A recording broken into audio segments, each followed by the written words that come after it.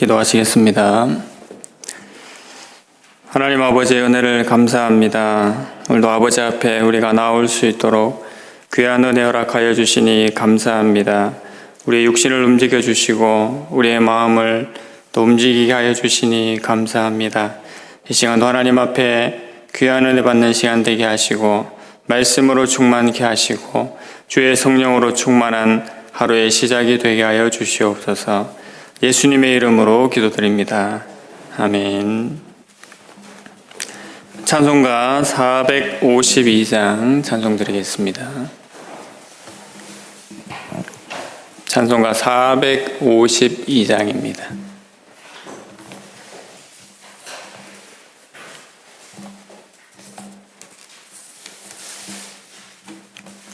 (452장) 찬송 드리겠습니다. 내 모든 소원 기도의 제목 예수님 닮기 원함이라. 예수님 형상 나 입기 위해 세상에 보화 끼잖네. 예수님 닮기 내가 원하네. 날 구원하신 예수님을 내 마음속에 지금 고도사 주님의 형상 인치소서. 무한한 사랑 풍성한 긍휼 슬픈 자 위로하시는 주. 길 잃은 죄인 부르는 예수 그 영상 담게 하옵소서. 예수님 닮기 내가 원하네. 날 구원하신 예수님을 내 마음속에 지금 고도사 주님의 형상 인치소서.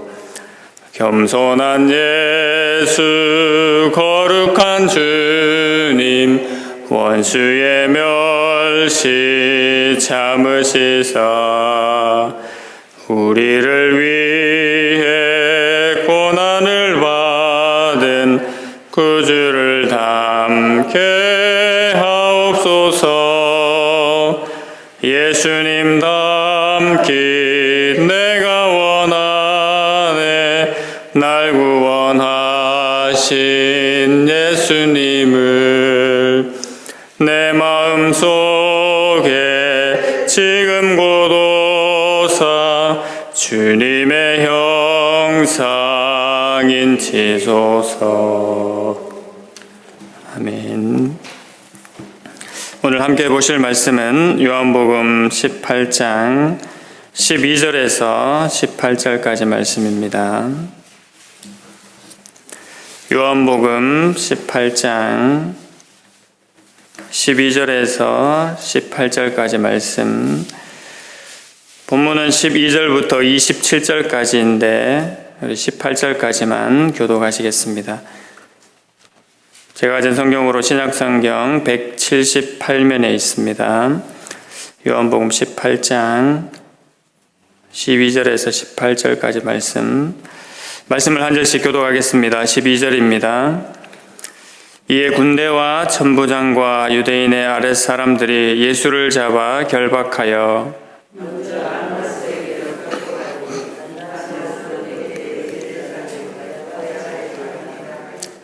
가야바는 유대인들에게 한 사람이 백성을 위하여 죽는 것이 유익하다고 권고하던 자로라.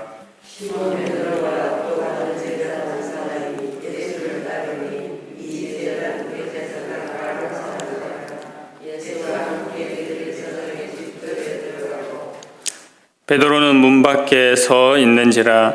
대제사장을 아는 그 다른 제자가 나가서 문 지키는 여자에게 말하여 베드로를 데리고 들어오니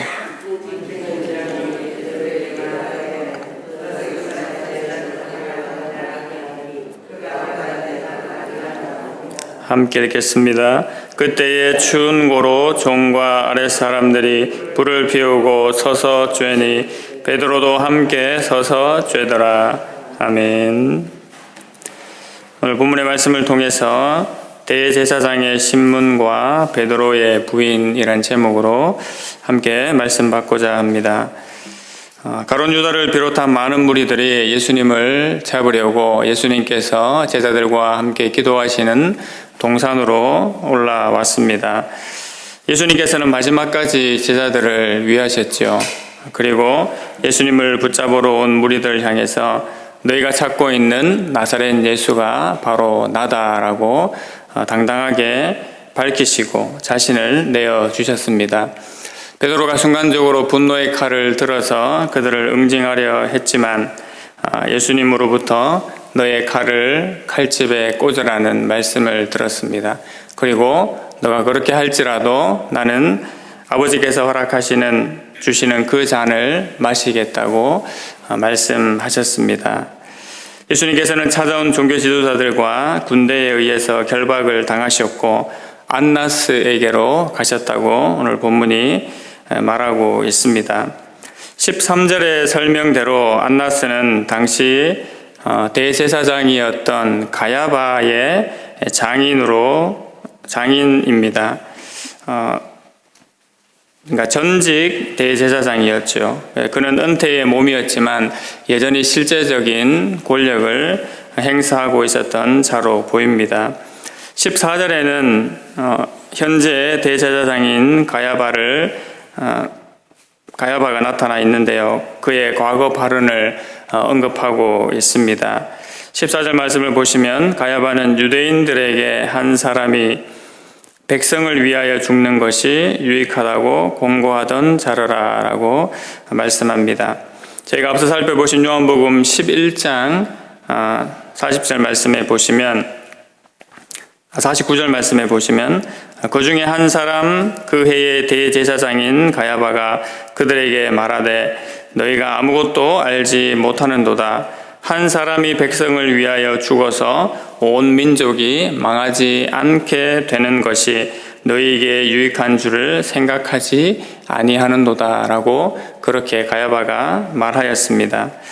대제사장 가야바는 알지 못하는 가운데 사실 이 말을 했습니다. 그런데 이것은 하나님의 깊은 계시를 전달하는 셈이 되었습니다. 한 사람, 여기서 말하는 즉 예수님께서 죽으심으로 말미암아 실제로 이 이스라엘 민족이 멸망하지 않고 구원을 얻게 되는 것이 사실이지요. 이스라엘 민족뿐만 아니라 열방이 그러하게 되었음을 우리는 잘 알고 있습니다. 근데 사실 이 가야바가 한 말은 그의 육신의 안위와 또 기득권의 보장 그리고 이스라엘의 외적인 존재를 위해서 그렇게 한 말이었지만 죽어있는 이스라엘과 열방의 영혼들을 생각할 때는 완전히 들어맞는 그러한 말이었습니다. 그래서 부지 중에 하나님의 깊은 계시를 전달하게 되었다는 말입니다. 예수님께서는 종교 지도자들과 함께 있을 때에 베드로와 또 다른 한 제자가 예수님을 따라왔다고 했습니다. 15절이 그것을 말해줍니다. 시몬 베드로와 또 다른 제자 한 사람이 예수를 따르니 이 제자는 대제사장과 아는 사람이라 예수와 함께 대제사장의 집들에 들어가고 지금 예수님은 체포되셨고 베드로와 한 다른 제자가 따라왔다고 했습니다. 그리고 이 다른 한 제자는 대제사장과 아는 사람이라고 본문은 밝히고 있죠. 여기서 안다라는 것은 단순히 아는 사이가 아니라 대제사장의 뜰 안으로 들어갈 그런 고난과 용기가 있는 사람으로 보입니다. 그 다른 제자라는 표현은 요한복음 20장 2절에서 4절 말씀에도 나와 있습니다. 시몬 베드로와 예수께서 사랑하시던 그 다른 제자에게 달려가서 말하되 사람들이 주님을 무덤에서 가져다가 어디 두었는지 우리가 알지 못하겠다 하니 베드로와 그 다른 제자가 나가서 무덤으로 갈새. 이렇게 그 다른 제자라는 말을 연속해서 사용하고 있습니다.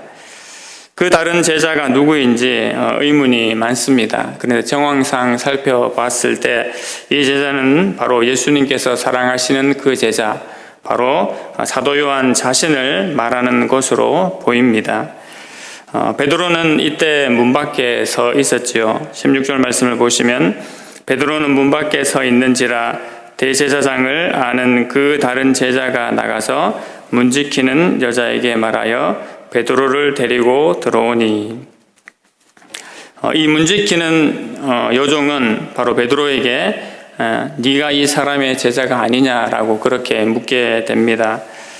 당시 성전의 문지기는 남자였는데 본문에서 문지키는 여종이라고 한 것으로 보아서 지금 베드로에게 묻고 있는 이 여인은 바로 전직 대제사장이었던 안나스의 관저에 딸린 문을 지키는 사람이었을 것으로 보입니다.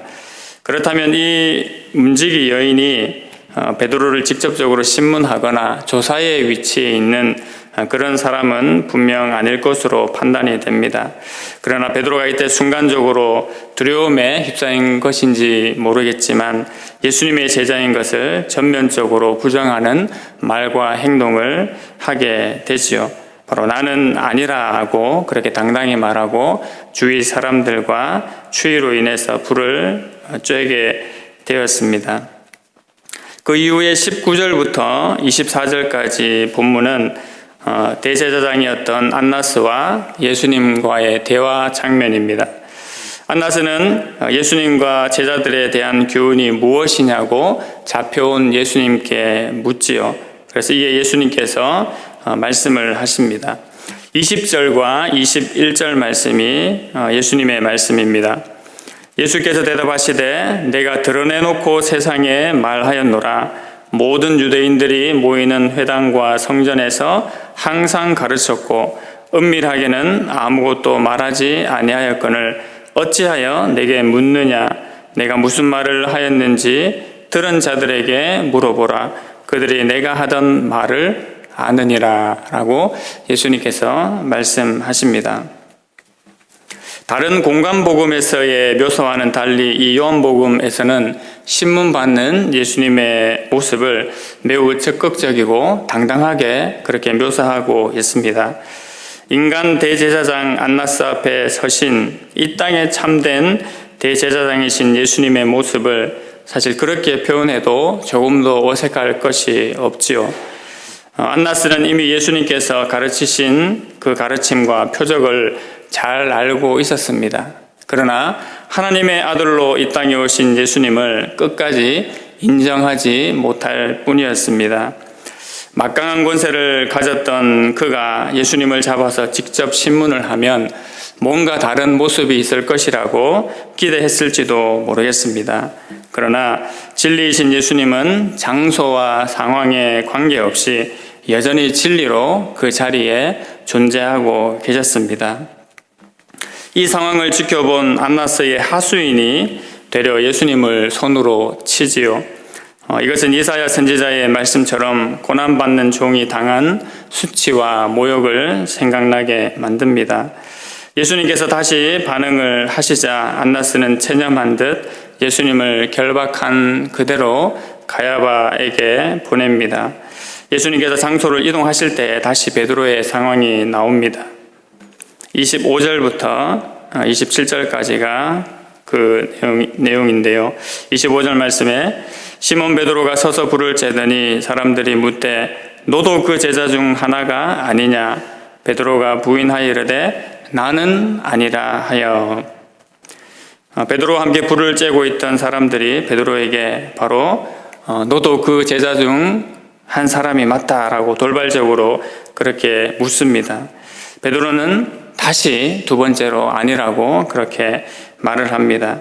그랬더니 이번에는 내가 예수와 함께 동산에 있을 때 내가 분명히 보았다라고 그렇게 당당하게 얘기를 했습니다. 그럼에도 불구하고 베드로가 어떻게 표현합니까? 26절 말씀해 보시면 끝까지 아니라고 그렇게 대답을 하게 됩니다. 그리고 닭이 울게 되지요. 결국 베드로가 3번 부인을 하게 되었습니다. 예수님의 수제자였던 베드로를 생각할 때 우리는 인간적인 마음에 어떻게 다른 사람도 아니고 베드로가 그렇게 할 수 있을까라는 생각을 충분히 할 수 있습니다. 그러나 이 모습이 바로 나의 모습이 아니겠습니까? 라는 생각을 우리가 하지 않을 수가 없습니다. 끝까지 베드로를 사랑하신 예수님께서 나를 역시 사랑해 주셨는데 우리가 때로는 삶을 살아가면서 세상으로부터 오는 두려움과 근심과 염려에 휩싸이게 되면 나 자신도 그만 그렇게 믿었던 예수님을 놓아버리는 것은 아닌지 나 자신을 돌아보게 됩니다. 예수님께서는 끝까지 십자가의 길을 향해 걸어가셨지만 베드로는 순간 돌연 예수님에게서 지금 돌아서 버렸습니다. 이렇게 온전히 예수님을 바라보지 못하는 연약하고 부족한 저를 불쌍히 여겨주시기를 간구하기를 소망합니다. 예수님이 주시는 담대하고 견고한 믿음과 소망으로 이 한 하루도 살아갈 수 있기를 간절히 소망하고 하나님 앞에 구할 수 있는 이 시간 되기를 원합니다. 능히 나의 십자가와 사명을 감당하는 은혜가 이 하루 가운데도 풍성하게 될 줄로 믿습니다. 아멘. 하나님 아버지, 은혜를 감사합니다. 오늘도 우리가 하나님 앞에 나와 말씀을 보게 하시고 예수님께서 당하신 그 고난, 또 그 가운데서 베드로를 끝까지 사랑하셨던 예수님의 사랑을 우리가 살펴보게 하시니 감사합니다. 연약하고 부족하고 아둔하여서 예수님을 끝까지 붙잡지 못하는 그 베드로의 모습을 보면서 나의 모습을 비춰보기를 원합니다. 하나님 앞에 한없이 부족한 모습이지만 늘 사랑하여 주시고 인도하신 것에 감사하며 우리의 믿음과 마음이 하나님 앞에 견고하여져서 하나님의 뜻을 온전히 따르며 순종하는 우리 각자의 모습이 되게 하여 주시옵소서. 또 우리 교회의 모습이 되게 하여 주시기를 하나님 앞에 간절히 소망합니다. 오늘도 이 은혜로 살아가는 모든 성도들과 주의 교회가 되게 하여 주시옵소서. 예수님의 이름으로 기도드립니다. 아멘. 하늘에 계신 우리 아버지여, 이름이 거룩히 여김을 받으시오며 나라의 임하옵시며 뜻이 하늘에서 이룬 것 같이 땅에서도 이루어지이다. 오늘날 우리에게 일용할 양식을 주옵시고 우리가 우리에게 죄 지은 자를 사하여 준 것 같이 우리 죄를 사하여 주옵시고 우리를 시험에 들게 하지 마옵시고 다만 악에서 구하옵소서. 대개 나라와 권세와 영광이 아버지께 영원히 있사옵나이다. 아멘.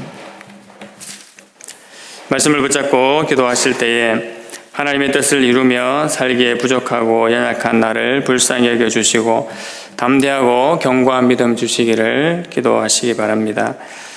교회에 연로하신 어르신들, 또 질병과 환난, 특별히 경제적인 어려움으로 부르짖는 성도들에게 하나님께서 은혜 베풀어 주시기를 기도해 주십시오. 다음 세대를 위해서 기도해 주실 때 예배를 사모하게 하시고 더욱 말씀에 견고하게 서는 주의 청년들과 아이들 될 수 있도록 기도해 주시기 바랍니다. 더불어 개인 기도 제목들을 가지고 함께 기도하시겠습니다.